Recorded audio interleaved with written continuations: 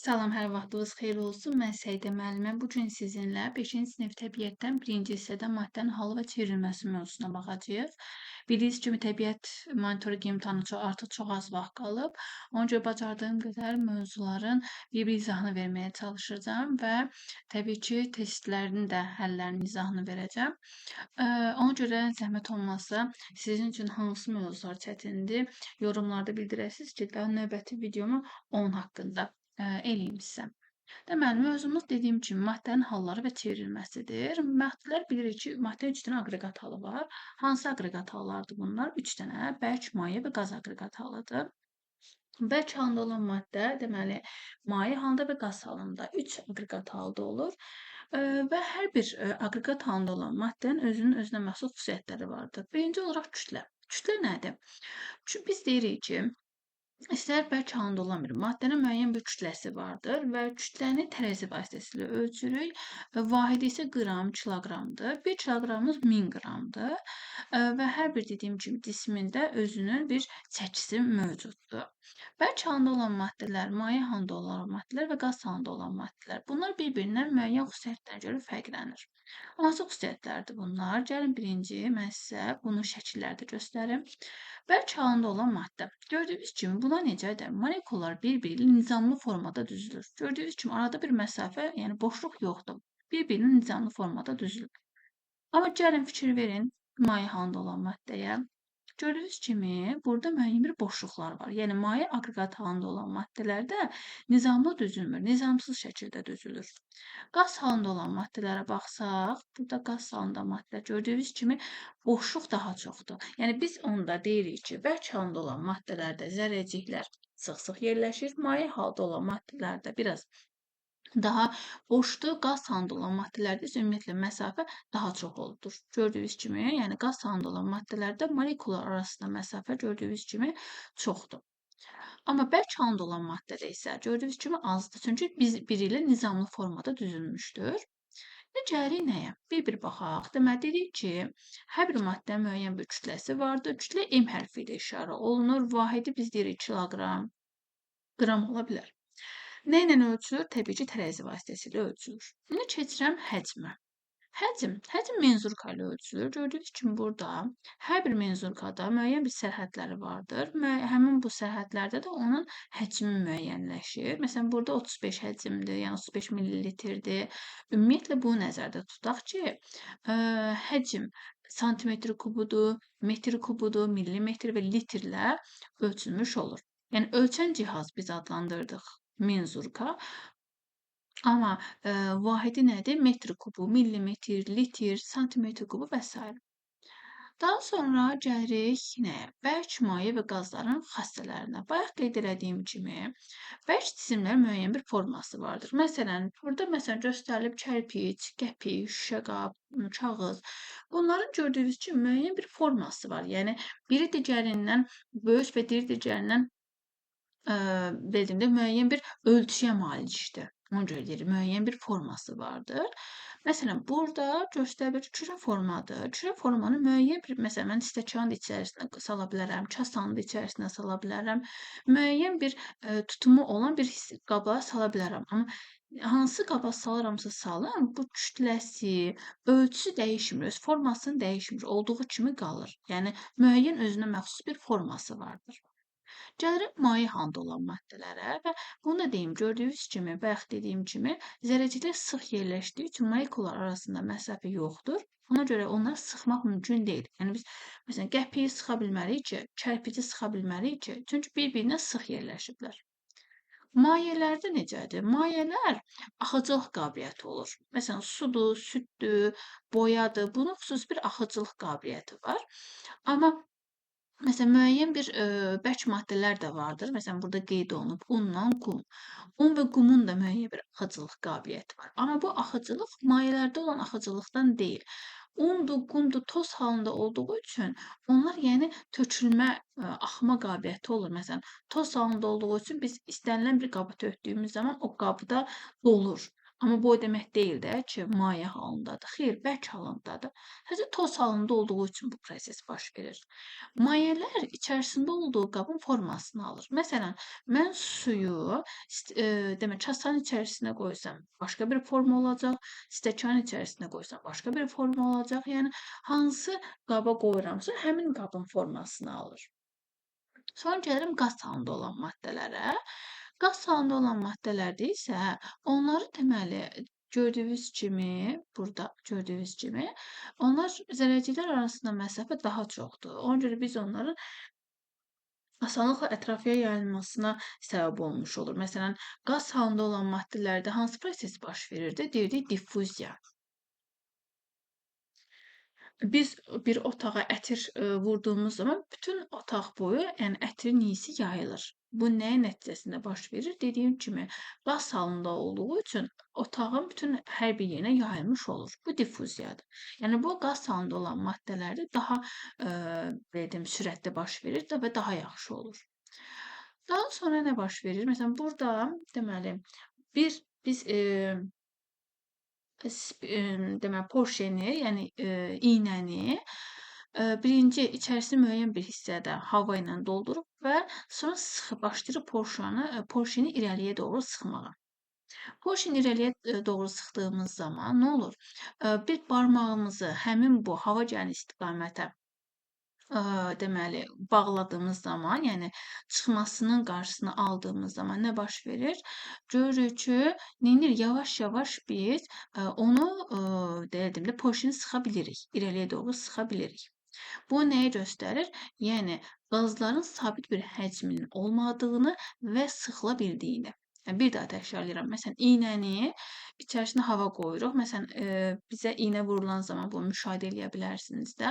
Orada iynənin məsələn havasını çıxartmaq üçün porşeni sıxırıq və yavaş-yavaş içəridə olan, yəni şprisin içərisində olan hava xaricə çıxır.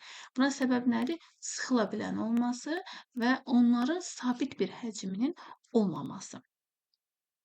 Bu bizim dərsimiz idi. İndi keçək testlərin həllərini və izahını verməyə.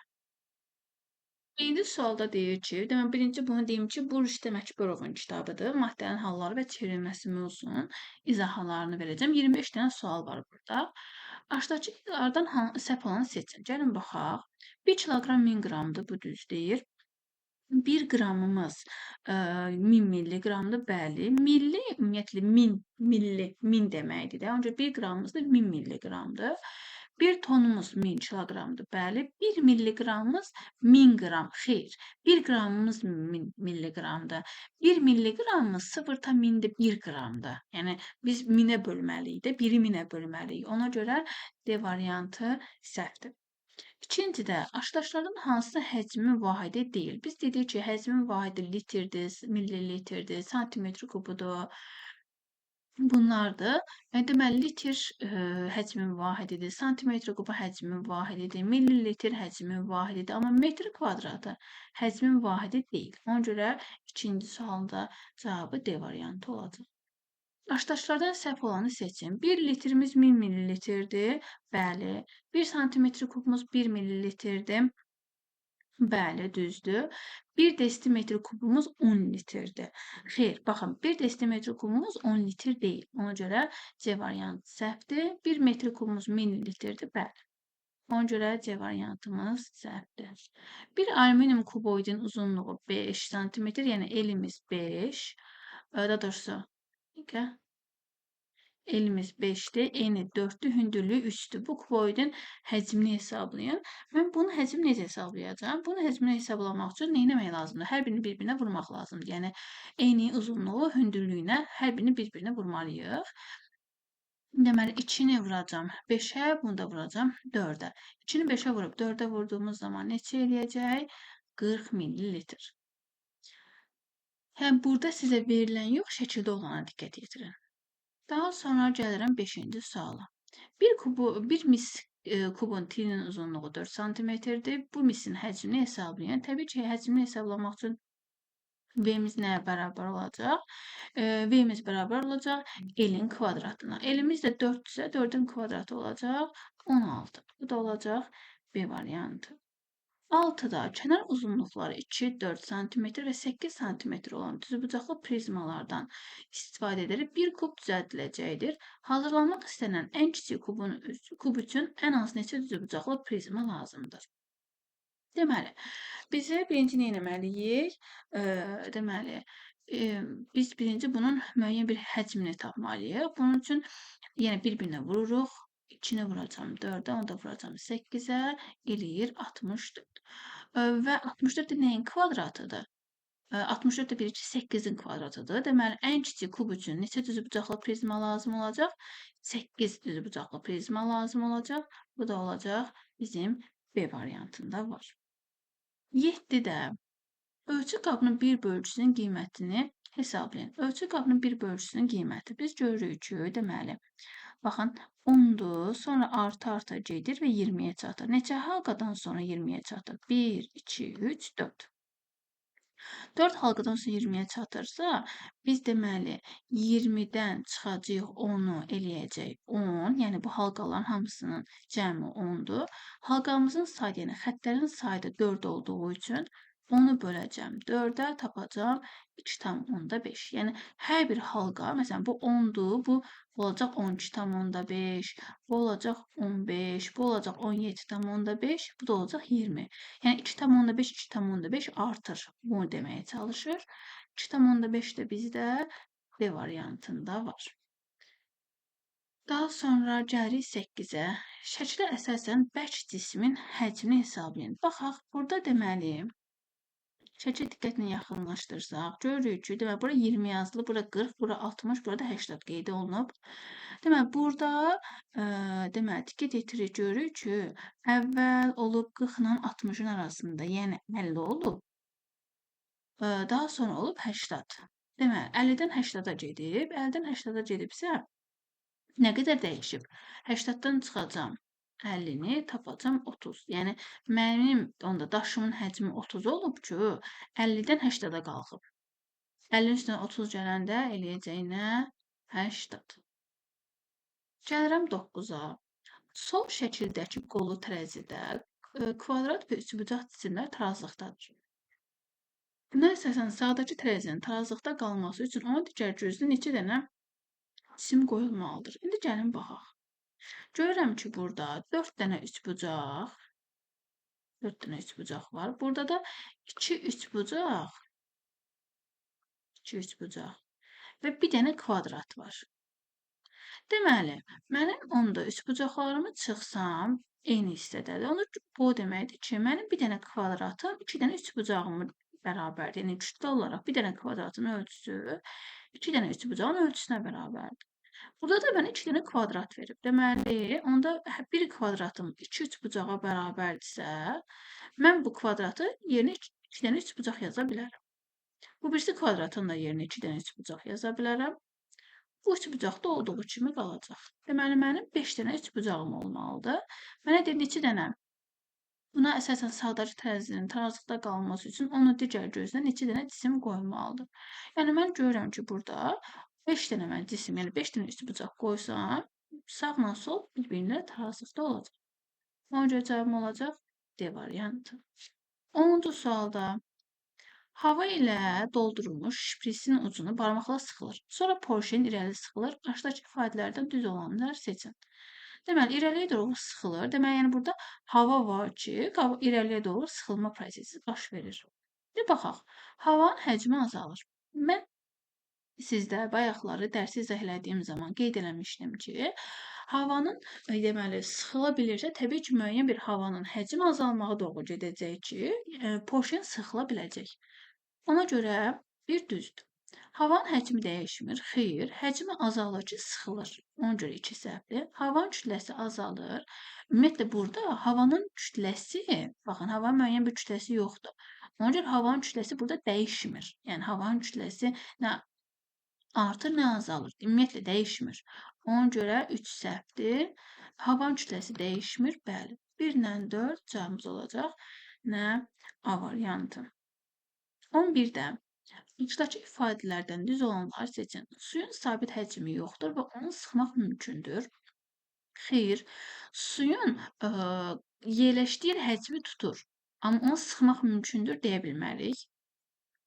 Qazların sabit həcmi yoxdur və sıxıla bilir. Bəli, tamamilə düzdür. Sabit bir həcm yoxdur çünki. Qazlar mayelərdən və bərk cisimlərdən fərqli olaraq içərisində olduğu qabın bütün həcmini doldurur. Bəli, içərisində olan qabın həcmini tamamilə doldurur. Çünki müəyyən molekullar arasında olan məsafə çoxdur onlarda. Bu düzdür. Maye və qazlar qızdırıldıqda və ya soyudulduqda bir haldan digər hala keçir. Bəli, mayeni biz qızdırsaq, məsələn, maye aqreqat halında olan bir cisim qaza gedəcək. Qazı soyutduqda mayeye çevriləcək. Bu da düzdür.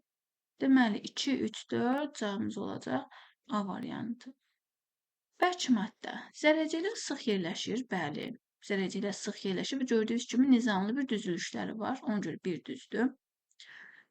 Bərk maddələri sıxmaq mümkündür. Bayaq qeyd elədim mən sizə, bərk maddə sıxılmır. Ona görə 2 səhvdir. Bərk maddələr öz formasını dəyişmir. Bəli, tamamilə düzdür. Daha sonra zərrəciklərin sıx və nizamlı yerləşməsi onların sərbəst hərəkətinə mane olur. Bəli, gördüyünüz kimi sıx yerləşib çünki.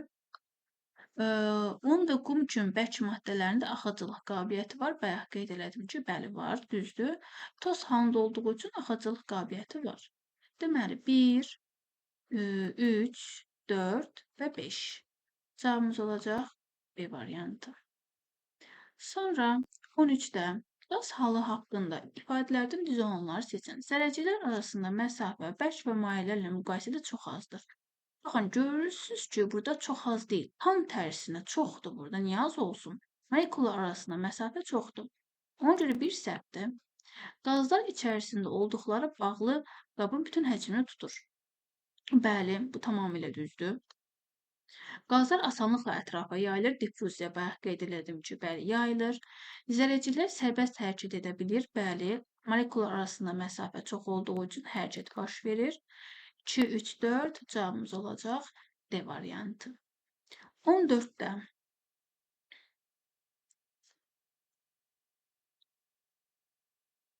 hansı halda göy göldəki su daha sürətlə buxarlanır? Deməli, göy göldəki su daha sürətlə buxarlanır. Nə zaman? Su buxarlandığımız zaman, yəni su buxarlanır nə zaman? İsti havada suyun buxarlanması baş verir. İsti küləkli havada, bəli. İsti havada və küləkli olduğu zaman su sürətlə buxarlana bilir. 15-də burada deyir ki, aşağıdakı maye haqqında ifadələrdən səhv olanı seçin. Maye zərrəciklər arasındakı məsafə bərk maddələrlə müqayisədə böyükdür. Xeyr. Bir dəqiqə, məsafə bərk maddələrlə müqayisədə böyükdür. Bəli, düzdür. Mayələr arasında məsafə daha çox olur. Bərk maddələr sıx yerləşir. Mayələrin axıcılıq qabiliyyəti mövcuddur. Bəli, bayaq qeyd elədim, sudur, meyvə şirəsidir. Bunların hər birinin axıcılıq qabiliyyəti var. Zərrəciklər sərbəst hərəkət edə bilmir. Niyə hərəkət edə bilməsin? Hərəkət edə bilir. Ona görə deməli, burada cavabımız olacaq nə? C variantı. Mayələr müxtəlif formalı qablara tökdükdə həmin qabların formasını alır. Bəli, məsələn, kasaya töksək kasanın formasını alacaq, stəkana töksək stəkanın formasını alacaq. Bu da tamamilə düzdür. Daha sonra 16. Ərimə haqqında səhv olan ifadəni seçin. Ərimə nə zaman baş verir?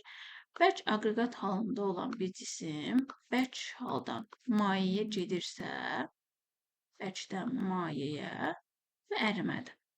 Ərimə maddənin bərk halda maye halına keçməsidir, düzdür. Ərimə maye maddədən qızdırılması nəticəsində baş verir. Xeyr, maye maddə qızdırıldığı zaman qaz halına gedir. Buxarlanmadır. Ona görə B variantı səhvdir. Cavabımız olacaq ona görə B variantı. Donma nədir? Donma tərsidir. Maye halında olan bir cismin bərk hala çevrilməsidir. Donma maddənin maye haldan bərk hala keçməsidir. Bəli. Hər bir maddənin ərimə və donma temperaturları fərqlidir. Hər bir maddənin ərimə donma temperaturları fərqlidir. Yəni bunu tam deyə bilmərik. Yəni ola bilər ki, eyni olsun.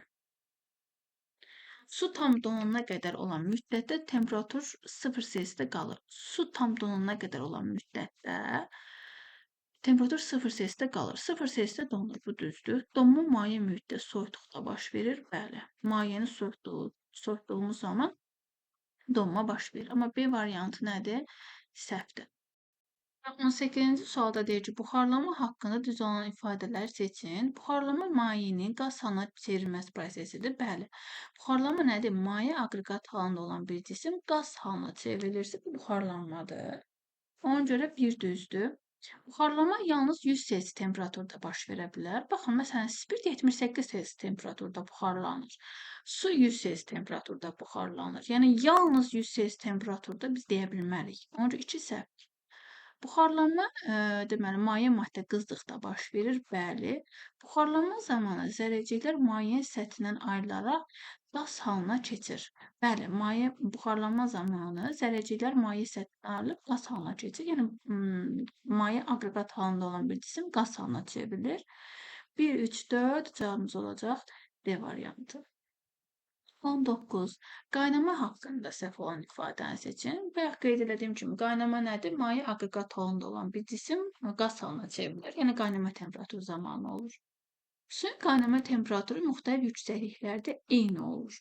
Deməli, suyun qaynama temperaturu müxtəlif yüksəkliklərdə xeyr. Elə suyun qaynama temperaturu 100 Selsidir. Yəni, müxtəlif yüksəkliklərdə olursa olsun, o 100 Selsidə qaynayacaq. Ona görə elə A variantımız səhvdir. 20-də düz olan ifadələri seçin. İsti havada su daha çox qızır və daha sürətlə buxarlanır. Deməli, isti havada bəli, isti və küləkli havada bayaq qeyd eləmişdim, su daha çox qızır. Külək nə qədər güclü olarsa, buxarlama bir o qədər daha sürətli olar. Bəli, isti və küləkli havada buxarlanma sürətlidir. Mayenin hava ilə təmasda olan səthinin sahəsi nə qədər böyük olarsa, mayenin buxarlanma sürəti yüksəlir.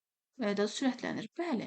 Məsələn, biz tutaq ki, isti bir suyu kasanın içərisinə qoya bilərik, stəkanın içərisinə qoya bilərik. Stəkanı daha yavaş soyuyacaq isti bir su, amma kasaya qoysaq, kasada daha tez soyuyacaq. Niyə? Çünki səthinin sahəsi, kasanın sahəsi genişliyi daha çoxdur, amma stəkanın genişliyi daha azdır. Ona görə nə qədər genişliyi çox olarsa, buxarlanma da o qədər sürətli gedəcək. Havada rütubət nə qədər yüksək olarsa, buxarlanma bir o qədər aşağı olur. Bəli, havada nəmlik, yəni rütubətlik nə qədər yüksək olsa, buxarlanmamız da bir o qədər aşağı olar. Məsələn, tutaq ki, deyirəm, biz yağışlı havada paltar sərdiyimiz zaman o paltar neyinir? Qurumur, gec quruyur. Çünki buxarlana bilmir də. Paltarda olan su buxarlana bilmir. Ona görə. 4 də düzdür. 1, 2, 3, 4 cavabımız olacaq A variantı. 21-də uyğunluğu müəyyən edin. Deməli, 1 nədir? 1 maye halında olan maddə qaz halına çevrilir. Bu buxarlanmadır. 2 nədir? Qaz halında, deməli, daha doğrusu 1 qazdan mayeye gedir. 1 buxarlanma yox. 1 kondensasiyadır. Kondensasiya, yəni C. İkinci nədir? Maye qaza çevrilir. Buxarlanmadır. Bu olacaq A. Üçüncü nədir? Üçüncü, deməli, mayedən bərkə gedir. Bu donmadır. Donma nədir? Bərkimə və yaxud da bu B-dir. Dördüncü, əksinə, bərk halında olan maddə mayeye gedir. Bu ərimədir. Ərimə. Bu da D-dir. Deməli, 1-ə C, 2-yə A, 3-ə B, 4-ə də D olacaq. 1-ə C, 2-yə A, 3-ə B, 4-ə də D. Sonra gəlirəm 22-yə. Aşağıdakı ifadələrdən hansılar doğrudur? Qaza içərisində olduğu qabın bütün həcmini doldurur. Bəli, bayaq qeyd etdiyim kimi bütün həcmini doldurur. Bir düzdür. İkincidə deyir, kondensasiya maye halında olan maddənin qaz halına keçirməsidir. Kondensasiya deyil bu. Kondensasiya qazdan mayeye getməlidir. 2 səhvdir. Quraq ərazilərdə süni yağış yağdırmaq üçün xüsusi təyyarələrlə buludun üzərinə quru buz adlanan maddə səpirlər. Bu düzdür, çünki quru buz adlanan maddə səpirlər ki, süni yağış yaransın, quraqlıq ərazilərdə biraz, yəni yağış prosesi baş versin. Bu düzdür. Kənd təsərrüfatında damcılı suvarma üsulundan istifadə ilə suya qənaət olunur və daha az su ilə daha çox sahə suvarılır. Bəli, tamamilə düzdür. 5-cidə deyir, su qaynayanda əmələ gələn buxar havada soyuyur, buxarlanaraq kiçik su damcılarına çevrilir. Bəli, bu da tamamilə düzdür. Suyun müxtəlif temperaturlarda uyğun hallar üçün uyğunluğu müəyyən edin. Deməli, -20 temperatur, bir içi su 0 donur, 100 selsidə qaynayır. Ona görə 0 qədərki temperatur bərk olacaq. Deməli, sıfırdan böyükdə, daha doğrusu 0, deməli, 0 qədərki temperaturda olacaq bərk, yəni donma temperaturu, deməli 0 0-100 selsi arasında olacaq maye, 100 selsidən yuxarıda isə olacaq qaz halında. İndi baxaq. -20. -20 deməli 0-dan kiçikdir. Ona görə burada olacaq bərk. B. 120 selsi 100-dən çoxdur. Ona görə olacaq qaz. C. 60 selsi 0-dan 100-ün arasındadır. Bu da olacaq maye. A. Deməli B, C, A cavabımız olacaq D variantı. 24-də 19 selsi temperaturda hansı maddələr maye haldadır? Bayaq qeyd elədiyim kimi, deməli 19 selsi temperatur maye deyirsə, maye nə zaman olacaq? Ərimə ilə qaynamanın ortasında mayedir. Yəni bizim 19 selsi temperaturumuz bu ikisinin ortasına, hansında ortasına yaza bilərəm? Ona baxmalıyam. 20 ilə 152-nin arasında 19 yaza bilərəm? Xeyr. -10 ilə 5 selsinin arasında 19 selsini yaza bilərəm? Xeyr. 18 ilə 90-ın arasında 19 selsi yaza bilərəm? Bəli. Deməli, C-də nə olacaq? Maye halda olacaq. Yalnız C olacaq B variantı. 25-də hansı proseslər zamanı maddənin halı dəyişir? İndi baxaq. Deməli, deyir X maddəsi müsbət 10 selsidə əriyir, 80 selsidə qaynayır. X maddəsini 90 selsidən 50 selsiyə qədər soyutduqda 90 selsimiz bu olacaq, 50 selsimiz də bu olacaq. Bəli, maddənin aqreqat halı dəyişəcək. Bəli, 90-dan 50-yə gedəcək. 80 selsidə qaynayır, 90-da artıq buxarlanacaq. Sonra 90-dan 50-yə geri qayıtdığımız zaman da 50-yə çatanda maye halda olacaq. Çünki 50 selsi temperatur 10 ilə 80-in ortasındadır. Elə A variantı düzgündür. Digərlərinə baxaq. Y maddəsini 100 selsidən 50 selsiyə qədər soyutduqda 100 ilə 50-ni mən hara yaza bilərəm? Bu 50 ilə 100-ü bu ortaya yaza bilərəm. Onda 50 selsidə də maye halda olacaq, 100 selsidə də maye halda olacaq. Aqreqat halı dəyişmir. Ona görə B isə X maddəsini 30 selsidən 50 selsiyə qədər qızdırdıqda 30 X maddəmiz 10 ilə 80-in arasındadır. 30-50 selsi temperaturu mən burada yaza bilərəm. İkisini də buraya yaza bilərəm. 10-dan 80 selsi temperaturu aralığında. Çünki maye aqreqat haldadır da. 30-da da buradadır, 50-də də buradadır. Onda ikisində də maye aqreqat halda olacaq. Ona görə C variantı da səhvdir. D-də deyir ki, Y maddəsini 0 selsidən 25 selsiyə qədər qızdırdıqda Y maddəsini 0-dan 25. 0-dan 25, 30 selsidə əriyir. Mən 0-dan 25-i hara yaza bilərəm? Burada yaza bilərəm, burada yaza bilərəm. İkisini də eyni bir hissəyə yazıram. Çünki 30 selsidə əriyir. Yəni 30-a qədər gedir, 30-da əriyir. Sonra gedir bir də 120-də qaynayır. Mən 0 selsi temperatur da buraya yazacağam, 25 selsi temperatur da buraya yaza bilərəm. Hər ikisində bərk aqreqat halda olacaq. Çünki əriməsi 30 selsidədir. Ona görə D variantında da eyni aqreqat halda olacaq. Dərsimiz bu. Növbəti dərsinizə hansı mövzudan olsun bildirərsiniz. Növbəti videomuz onun haqqında olar.